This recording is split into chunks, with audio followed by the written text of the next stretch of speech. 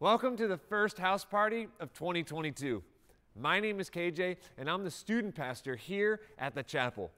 These nights are designed to help you connect with other students in your community and to help you grow in your relationship with Jesus.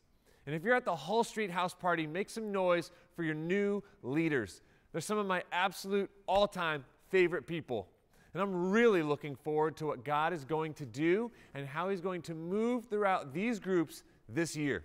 If you weren't at Motion Night, you missed it. You've got to go to our YouTube page and go watch the message on your own.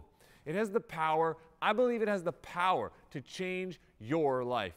This month, we're talking all about the promises of God. And if you were at Motion Night, you heard that the Bible is literally overflowing with promises that God makes to us.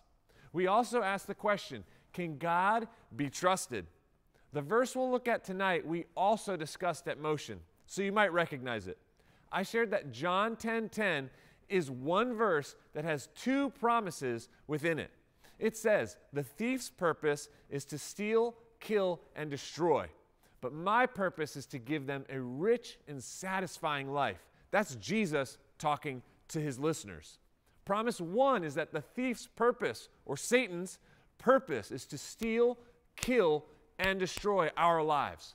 But Jesus' purpose is to give you, yes, you, a rich and satisfying life.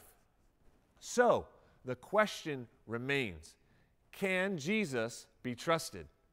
Do you believe him when he says his way and his way alone is the best way? Can Jesus be trusted? Can you take Jesus and trust him with his words? I think that's a question all of us need to answer. And whether you realize it or not, you've likely already come up with the answer on your own already. Now, how do I know that? Easy. The way you live your life tells me and everyone else your answer to that question. Think about it.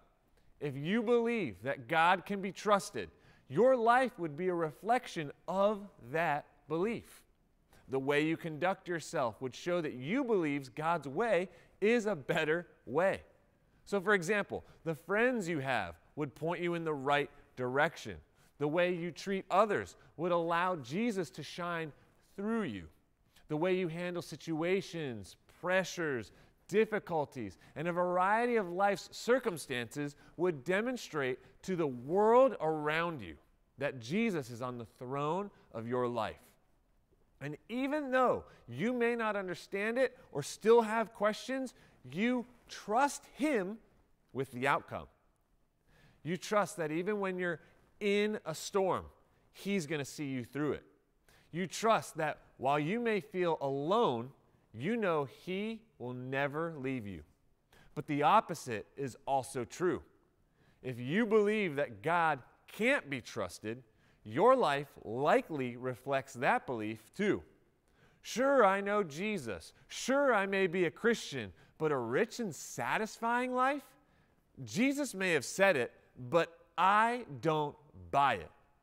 The Christian life seems lame and embarrassing. The Christian life seems strange and confusing.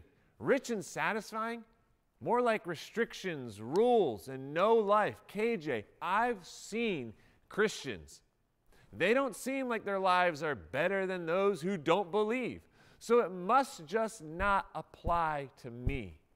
So I'll live with one foot in and one foot out. I'll live like I believe he's the only thing that can give me a rich and satisfying life, but at the same time, I'll also live a life that entertains negative friends, habits, or things designed to steal, kill, and destroy me.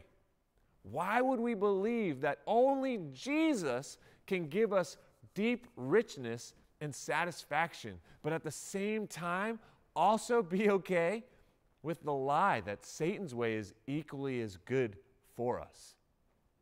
I'm here to tell you, you're wrong. That's just not true.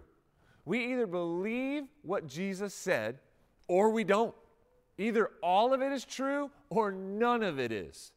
Jesus promises us that our lives would be rich, full of meaning, significance, worth, value, and satisfying, full of peace, comfort, and joy that only Jesus can give us.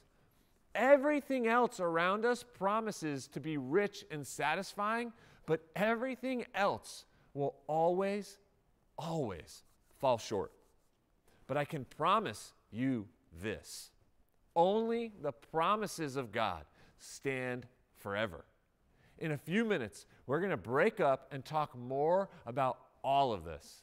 Remember, if you want to take a next step in your relationship with Jesus, you can text the word MOTION to 94,000. Text MOTION to 94,000 and we'll help you get started. Don't forget to tell your hosts tonight, thank you for hosting and having you in their home tonight. And remember, we're meeting again next week to talk about this theme a little more too. So bring someone you know that could use some encouragement or even use some new friends. I love you guys, and I'm praying for God to move through your group right now to draw you closer to Him and His heart for you. We'll see you next week.